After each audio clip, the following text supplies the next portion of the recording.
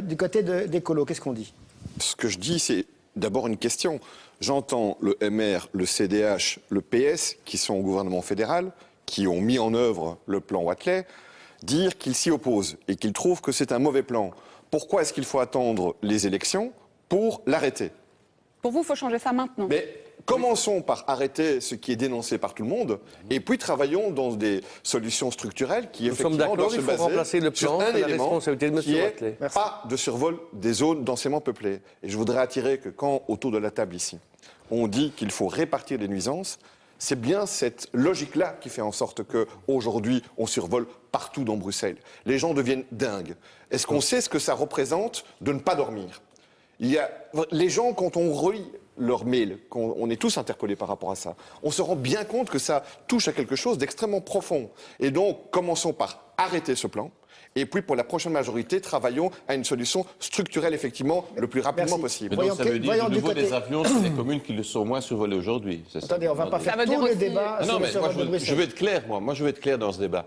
Soit on dit, on annule le plan Watley, ça veut dire de nouveau Evers, Carbet, toutes ces communes-là, au lieu Saint-Pierre, à nouveau matraquées par les avions. C'est ça que vous demandez. Non, on demande que, effectivement, la position la plus claire, c'est de survoler les zones qui sont les moins densément peuplées. Là-dessus, nous sommes d'accord. C'est toujours ce qu'on a dit. S'il vous plaît. C'est toujours ce qu'on a dit. Si par rapport à ce qui aujourd'hui, on concentre, on ne disperse pas aujourd'hui. S'il vous plaît. On concentre sur 3 communes. Vous dispersez sur l'ensemble des habitants. Il y a 3 communes. Du côté du FDF, qui sont touchés à Bruxelles aujourd'hui. Justas Doulkeridis, est-ce que vous avez un reproche à faire aux néerlandophones qui vient de vous dire ici, Pascal Smet, c'est une ville bicommunautaire? On l'a proposé. Alors, est-ce qu'il y a des reproches que vous avez envie de Le reproche que formuler? je fais, c'est que quand on a des négociations institutionnelles, et on en a eu pour la 6e réforme de l'État, que les partis francophones proposent de supprimer les listes unilingues, d'autoriser les listes bilingues, de pouvoir aujourd'hui, on a cette absurdité, on est une région bilingue, et pratiquement tout est organisé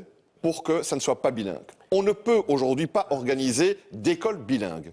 C'est une aberration totale dans une région où, on le sait très très bien, quand un employeur veut engager quelqu'un, qu'il soit dans le public ou dans le privé, il a des exigences de bilinguisme.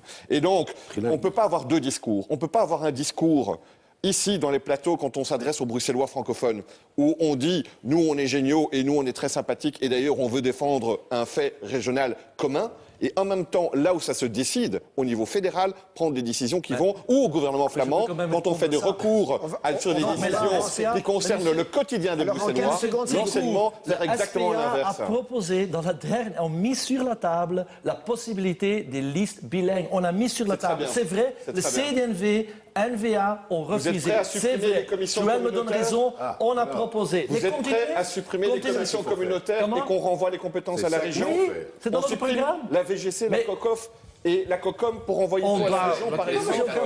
Oui, le COCOF, on va y venir. Non, mais simplement, on avance. Si on veut parler de Bruxelles, on avance avec une question d'Yves ce sont des endroits où on décide ensemble. Donc, le moins d'institutionnel que possible, le socio-économique. Juste rappeler d'abord que des décisions ont été prises dans le bon sens sous cette législature. Tout à fait. Il y a eu un renforcement très clair de la région par rapport aux communes, avec un transfert de compétences qui était cohérent et qui était attendu sur le stationnement, sur la mobilité, sur la politique de logement. On va sur l'urbanisme, on va clairement dans la bonne direction.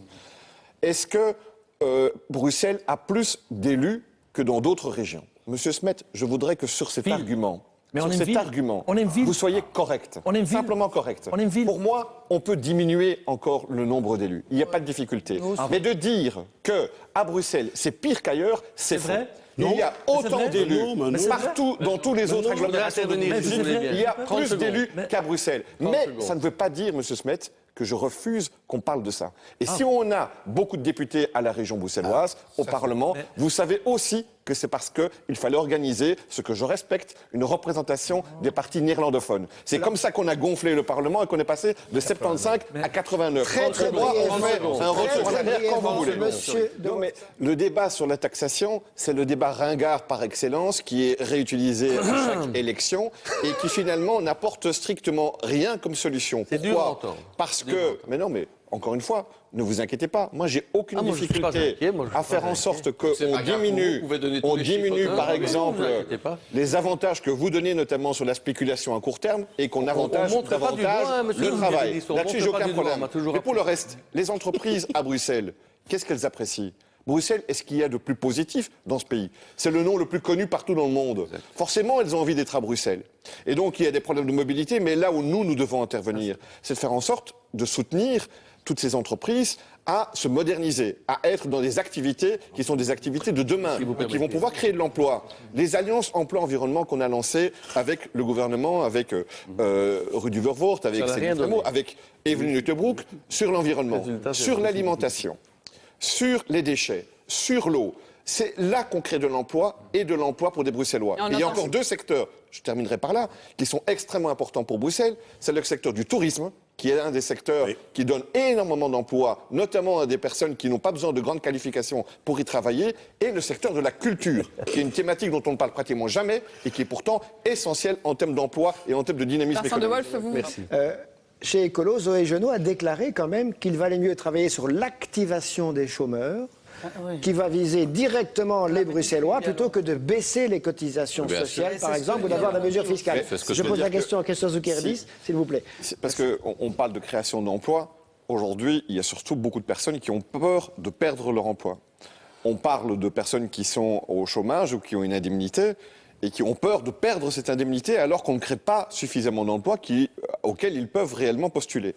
Donc, on a une opportunité à Bruxelles avec cette 6e réforme de l'État. On va avoir une régionalisation des aides, une partie des aides à l'emploi. Il faut les concentrer vers des publics qui peuvent créer des emplois. Je pense par exemple à tous ces petits indépendants qui travaillent seuls parfois dans leur activité, qui ne peuvent pas tomber malades, qui ne peuvent pas pratiquement partir en vacances et qui sont chaque fois inquiets. Essayons de faire en sorte qu'ils puissent être concrètement aidés pour engager une personne. C'est moins de personnes qu'à Audi VW, mais si on aide énormément de personnes de cette façon-là, ce n'est pas des emplois délocalisables, ça. Et il n'y aura pas d'exigence linguistique aussi importante que si on doit travailler dans des secteurs, par exemple, publics. D'autre part, on a des emplois publics. Combien de Bruxellois est-ce qu'il y a à la SNCB ou à la Poste ? On a mis en place, sous cette législature, une aide pour que les Bruxellois puissent préparer les examens qui peuvent permettre d'accéder à ce type de jobs qui sont aussi extrêmement importants et qu'on ne doit pas oublier. Il faut sur